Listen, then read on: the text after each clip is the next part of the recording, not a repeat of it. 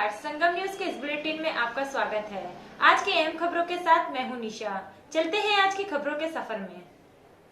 प्रयागराज में अंतरकलह से जूझ रही समाजवादी पार्टी ने डैमेज कंट्रोल करना शुरू कर दिया है। प्रयागराज शहर पश्चिमी से समाजवादी पार्टी के कद्दावर नेता अमरनाथ मौर्य को पार्टी आलाकमान ने समाजवादी पार्टी का प्रदेश सचिव बनाया है। अमरनाथ मौर्य को संगठन में ये जिम्मेदारी देकर समाजवादी पार्टी ने अपने अंदर शुरू हुई इस अंतरकलह की भरपाई करना चाहती है, जिसकी एक झलक उस समय प्रयागराज में देखने को मिली जब शहर पश्चिमी से पार्टी के बड़े नेता अमरनाथ मौर्य का नामांकन के बाद टिकट काट दिया गया था। कई महीनों से चुनाव की तैयारी में लगे अमरनाथ मौर्य का टिकट कटने के बाद मौर्य समाज से लेकर अमरनाथ मौर्य के करीबी कहे जाने वाले समाजवादी पार्टी के हज़ारों कार्यकर्ता पार्टी के इस फैसले से अंदर ही अंदर नाराज़ हो गए हैं और इसकी झलक समाजवादी पार्टी के शहर पश्चिमी में से मौजूदा प्रत्याशी ऋचा सिंह के चुनावी संपर्क अभियान में पार्टी के बड़े नेताओं की गैर मौजूदगी के रूप में साफ देखा जा सकता है। इस अंतरकलह की वजह से सपा प्रत्याशी का आत्मविश्वास भी कमज़ोर होता दिखना लाजमी है। नहीं, ऐसा कुछ नहीं है। संतुष्ट सभी हैं। छोटी मोटी बातें लगी रहती है और सभी लोग संतुष्ट हैं। सबका लक्ष्य एक ही है, पार्टी के लोगों का, सभी नेताओं का और संगठन के लोगों का एक ही उद्देश्य है कि श्री अखिलेश यादव जी को उत्तर प्रदेश का मुख्यमंत्री बनाना है। जब मुख्यमंत्री बनाना है तो विधायक बनाना जरूरी है, इसलिए सभी लोग लगेंगे और विधायक एक सीट पर विधायक जिताने का काम करेंगे। इससे कोई फर्क पड़ने वाला नहीं है। यहाँ का सभी वर्ग के लोग समझदार हैं। सभी लोग श्री अखिलेश यादव जी को देखते हैं और चेहरा कोई हो, अखिलेश यादव जी के नाम पर सभी लोग वोट देने का काम करेंगे। सबका लक्ष्य एक ही है कि उत्तर प्रदेश में सरकार बनाना है और श्री अखिलेश यादव जी को मुख्यमंत्री बनाना है।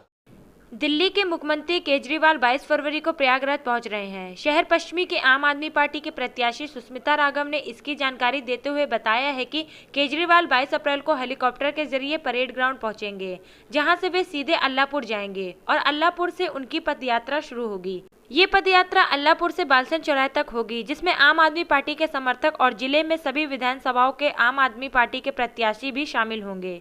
इस सभा को कामयाब बनाने के लिए आम आदमी पार्टी ने अभी से ही अपनी कोशिशें शुरू कर दी है। केजरीवाल जी जो है 22 फरवरी को यहाँ पर आ रहे हैं और परेड ग्राउंड से उनका हेलीकॉप्टर उतर के और वहीं अल्लाहपुर में उनका पैदल यात्रा है, कार्यक्रम है। हम सभी लोग उस कार्यक्रम को सफल बनाने में लगे हुए हैं। एक जगह या कई जगह? नहीं, अभी तो एक ही जगह आ रहे हैं, समय का अभाव है। शहर में कहाँ जाएंगे? पदयात्रा शहर में वहीं अल्लाहपुर से लेकर के और बालसन चौराहे तक उनकी पदयात्रा रहेगी। जी। प्रयागराज शहर के कीटगंज इलाके में अपनी अपनी पार्टियों के चुनाव प्रचार करने आए भाजपा और कांग्रेस के कार्यकर्ता आपस में भिड़ गए। कीटगंज में शहर दक्षिणी विधानसभा सीट से भाजपा के प्रत्याशी नंदगोपाल गुप्ता नंदी के समर्थकों का एक काफिला एक गली से गुजर रहा था। तभी सामने से शहर दक्षिणी के विधानसभा सीट से कांग्रेस प्रत्याशी अल्पना निषाद का भी काफिला वहां से गुजरा और दोनों के बीच में कहासुनी के बाद झड़प शुरू हो गई और देखते ही देखते झड़प के साथ साथ कार्यकर्ता एक दूसरे पर हाथ छोड़ने लगे और दोनों पार्टियों के बीच घमासान मच गया। किसी तरह मौके पर पहुंचे आला नेताओं ने दोनों दलों के समर्थकों को समझाया, तब जाकर कहीं मामला शांत हुआ।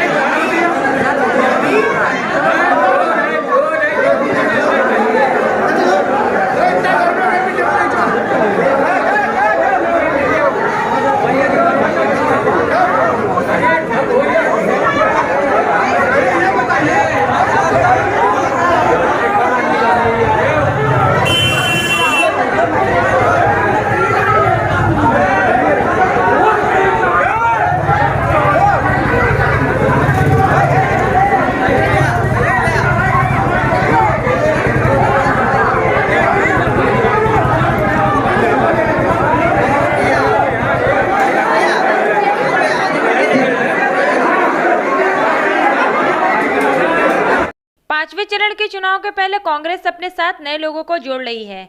तीत पुरोहित, चंद्रनाथ चकहा, मधुजी और North Central Railway Men's Union के कर्मचारी नेता मानस शुक्ला ने कांग्रेस की सदस्यता ग्रहण कर ली। कांग्रेस इलाहाबाद उत्तरी के प्रत्याशी अनुग्रह नारायण सिंह ने पत्रकारों को सिविल लाइंस के एक होटल में इसकी जानकारी देते हुए कहा कि कांग्रेस के प्रचार के लिए प्रियंका गांधी और राहुल गांधी दोनों आएंगे। 23 से 25 फरवरी के बीच इन नेताओं के आगमन की बात कही गई। आज हर वर्ग जो मौजूदा सरकार है इसकी तानाशाही से परेशान है और संविधान में जो व्यक्ति को स्वतंत्रता की अभिव्यक्ति का जो अधिकार है उसको भी खत्म किया जा रहा है। किसान अगर अपनी आवाज़ को उठाता है तो गाड़ियों से कुचल दिया जाता है। नौजवान अगर रोजगार मांगने के लिए जाता है तो डंडे बरसाए जाते हैं। आम जनता अपने जनहित की कोई बात करती है तो उसके मकान को डोजर से तोड़ने की धमकी दी जाती है। महिलाओं पे अत्याचार किस तरीके से हो रहा है सारा उत्तर प्रदेश देख रहा है। हाथरस की घटना हो, उन्नाव की घटना हो, हर वर्ग उद्वेलित है। और अभी हमारी कांग्रेस की नेता प्रियंका जी ने जो प्रतिज्ञा पत्र लाया है कि भारतीय जनता पार्टी लोगों का रोजगार छीनती है, जीएसटी लागू करती है, नोटबंदी लागू करती है।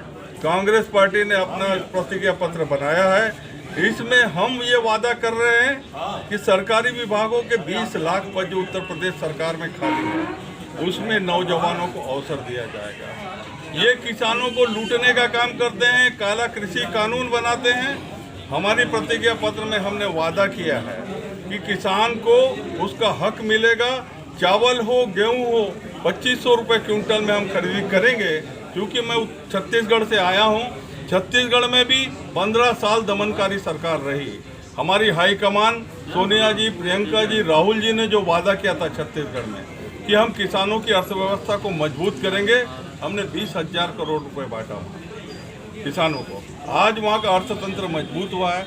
ऐसी ही योजना हम उत्तर प्रदेश में लागू करने जा रहे हैं। अपना दल एस से प्रतापपुर सीट से प्रत्याशी व पूर्व उच्च शिक्षा मंत्री डॉक्टर राकेश दत्त त्रिपाठी के खिलाफ परिवर्तन निदेशालय ने प्रयागराज में मनी लॉन्ड्रिंग का मुकदमा दर्ज कर लिया है। उनकी संपत्तियों की जांच शुरू हो गई है। अवैध रूप से कमाई हुई संपत्तियों का पता लगाकर परिवर्तन निदेशालय टीम की संपत्तियां जब्त करेगी। इसके पूर्व आय से अधिक संपत्ति के मामले में विजिलेंस ने जांच पूरी करके आरोप पत्र दाखिल कर दिया। बीएसपी सरकार ने 2007-2022 तक उच्च शिक्षा मंत्री रहे राकेश दत्त त्रिपाठी को इस बार विधानसभा चुनाव में अपना दल एस ने प्रतापपुर सीट से टिकट दिया है। इस बीच उनके खिलाफ दर्ज आय से अधिक संपत्ति के मुकदमे को ही आधार बनाया है। 18 जून 2013 को मुठ्ठीगंज थाने में विजिलेंस इंस्पेक्टर राम सुभग ने आय से अधिक संपत्ति का मुकदमा लिखाना था। विजिलेंस के जांच के खुलासा हुआ 2007 से 2011 तक शिक्षा मंत्री राकेश दत्त त्रिपाठी के 49,49,928 रुपए की कमाई हुई, लेकिन इस दौरान उन्होंने कुल 2 करोड़ 67 लाख रुपए खर्च किए। इस तरह से उन पर 2 करोड़ 17 लाख रुपए आय से अधिक संपत्ति एकत्रित करने का आरोप लगा। इसी रिपोर्ट के आधार पर विजिलेंस ने उनके खिलाफ आरोप पत्र दाखिल किया। खबरों का सिलसिला यूं ही जारी रहेगा। आप हमारे YouTube चैनल को लाइक कीजिए, सब्सक्राइब कीजिए और शेयर कीजिए और आप देखते रहिए संगम न्यूज। नमस्कार।